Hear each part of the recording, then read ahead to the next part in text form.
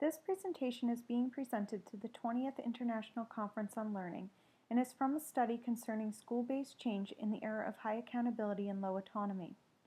In this paper, we revisit findings from an applied ethnographic case study of 2 English language arts classrooms that were in project-based learning academies at one high school in Honolulu. Data were collected from the principal, 2 teachers, and participating students. This paper focuses on 3 areas of school leadership: positive influence, shared leadership, as well as curriculum and instruction using a part-to-whole approach through one principal's journey to effect school change in the era of high accountability and low teacher autonomy in the American educational system. Much has been written about school-based reform and change that offers guidance to school leaders. The principal of Honolulu High School appeared to be aware of key literature and concepts. Research indicates in situations of school change, leaders who use positive influence impact change, whereas leaders who try pressuring teachers into change can have the reverse effects, which may lead to resistance and negative feelings. If school leaders begin using these forms of pressure to make change, failure results. On the other hand, if leaders create a positive atmosphere, they may have more influence in affecting change. In her journey, we will see how the principal of Honolulu High School used a positive approach in her tactic to produce change. The impact on student learning is unclear. However, reform efforts suggest that in order to promote school-based change, principals should use a shared leadership model, involving teachers in the decision-making process. By doing so, evidence indicates that this method reduces teacher isolation and increases commitment to shared goals. Professional conversations between administrators and teachers encourages a focus on shared goals and practices and may even cultivate innovation. We will not only see how the Honolulu High School principal used a shared leadership model, but also how the principal of this school had the autonomy to do so. Within this shared leadership model, we also witness levels of trust. Researchers found a correlation between levels of trust among professional learning communities as a predictor for risk-taking behavior. One goal for Honolulu High School is to keep students in school until their graduation, a difficult challenge according to research that indicates that high school educators in the 21st century are experiencing problems retaining students due to low curriculum relevancy and student engagement. The Honolulu High School principal values and has supported curriculum reform and change through project-based learning as a path to promote meaningful and relevant learning that keeps students in school and even more, that prepares them for the 21st century challenges after graduation. Her action is in keeping with successful education reform models at individual United States schools that have moved towards personalizing instruction and offering authentic instruction. When the principal first started at Honolulu High School, she looked at the vision of the school and how the school as a whole was moving towards it. The focus of Honolulu High School was to prepare students for the 21st century and for students' future pursuits. The principal observed some teachers who were moving their students in this direction, but also observed a good number of them who were not. At that time, she recognized not only the need for change, but the role she had in playing and in guiding these teachers through this process. The administrative team, which consisted of the principal, the assistant principals, the department heads, as well as other teachers wishing to participate, began collecting data in order to document the instructional culture at Honolulu High School.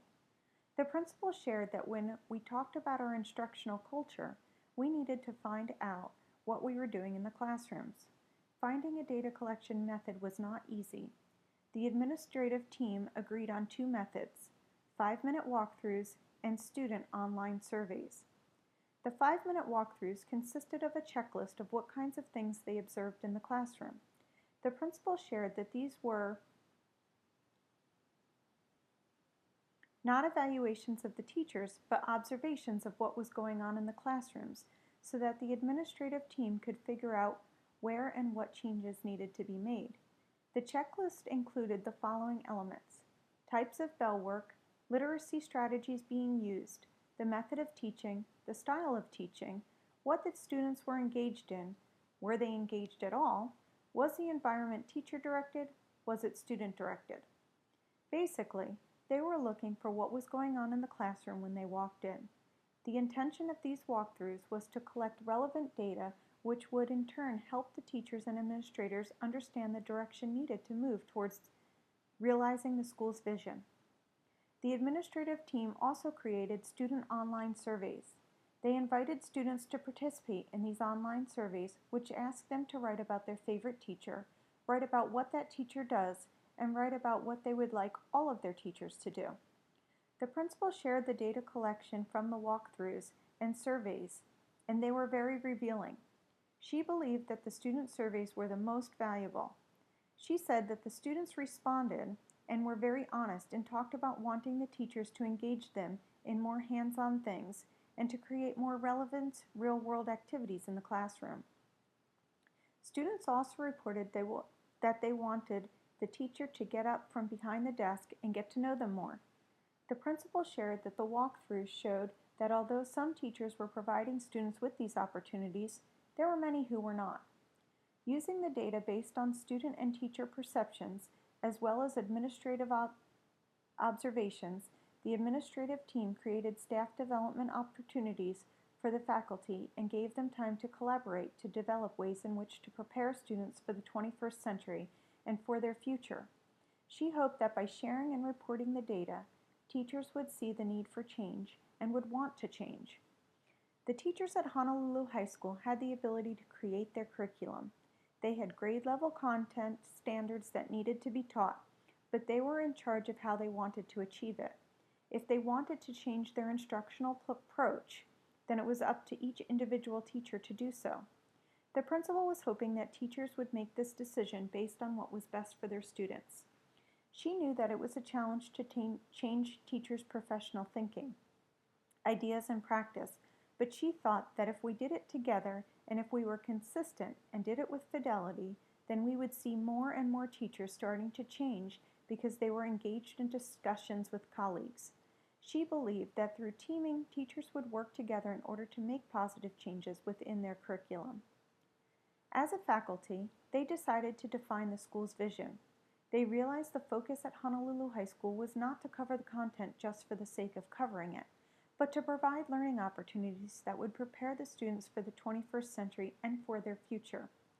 As a faculty, they decided to take a step further, including a curriculum that was relevant and meaningful for the students in the hopes that the students would learn what they needed for the future and stay in school until their graduation. The principal pointed out that the teachers were reluctant to change their curriculum and instructional approaches because they worried about their students' achievement on traditional methods. She ascribed to the idea that less is more. Her challenge was getting them to rethink what teaching and learning was about. She shared, teachers have to be able to pull out the important pieces of learning for students, and they have to go deep. That's the part that becomes very difficult for teachers.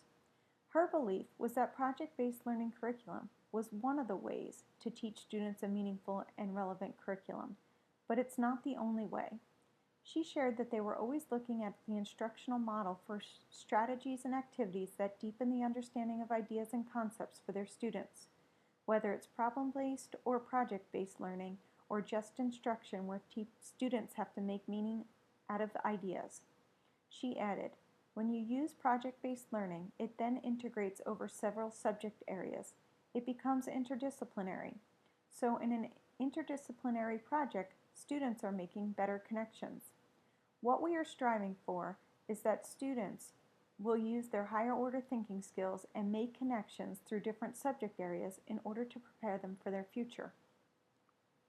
The principal's ultimate goal for the school was to be wall-to-wall with project-based learning and academies because she thought the two went hand in hand together. Since she was principal of this school, the school had been expanding courses and adding new courses to engage students. She encouraged teachers to step out of their comfort zone and create more smaller learning communities. Several teachers stepped up to this challenge. One teacher started a combined Hawaiian language and Hawaiian dance course. Another began building and construction course. The principal hoped that the construction course would add a math component in its second year because she felt math and construction were naturally project-based and eventually could evolve into another academy option. One teacher created a graphic arts course, and the principal also hoped to turn it into an interdisciplinary academy. The students were doing project-based learning in the single subject course already.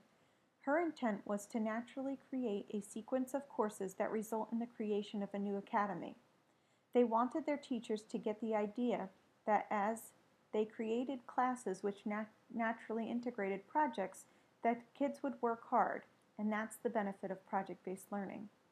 One example of how this worked was in the Media Tech course, where the students went in and did the morning broadcast and learned how to apply video technology skills. The following year, they pulled an English teacher in so that the students started doing storyboarding and learning how to write, as well as using other media tech skills.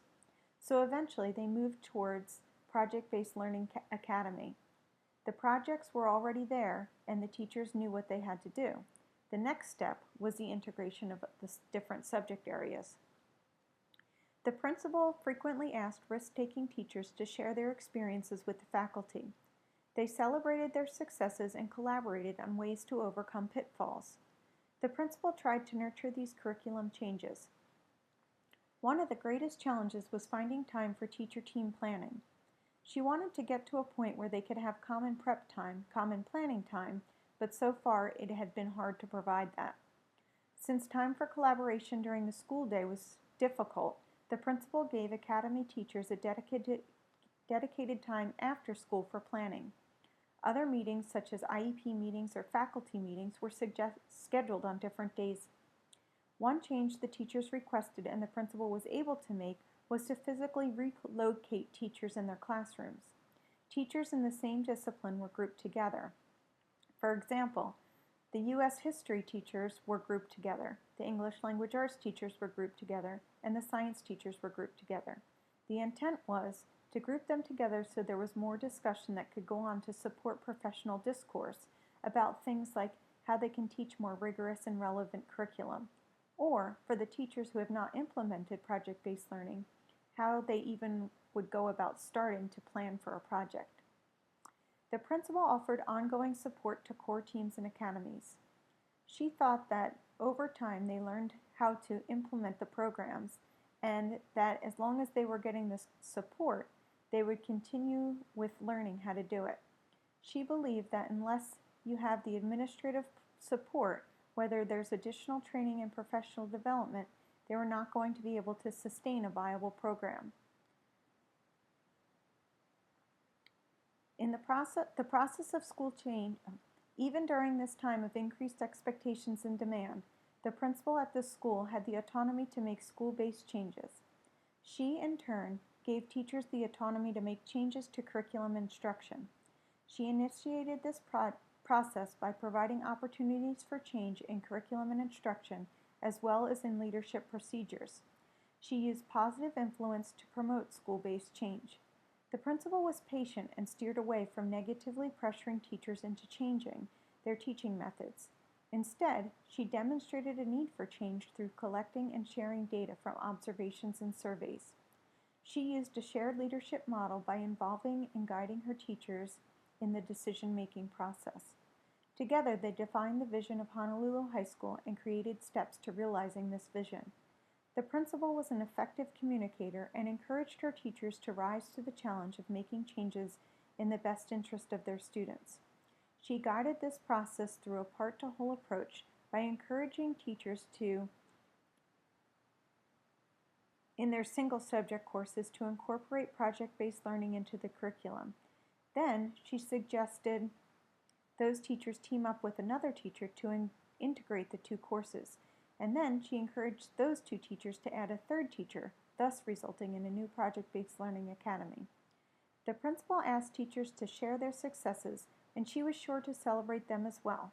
She maintained to support the teachers, and though sometimes frustrating and slow-moving, she stayed her course and maintained fidelity to the school's vision. The process of school change is like nurturing a plant. You're going to have to take care of it and work at it in order for it to happen. Just as a gardener is energized when she sees her plants grow, so is a school principal when she sees her teachers and students benefiting from school reform.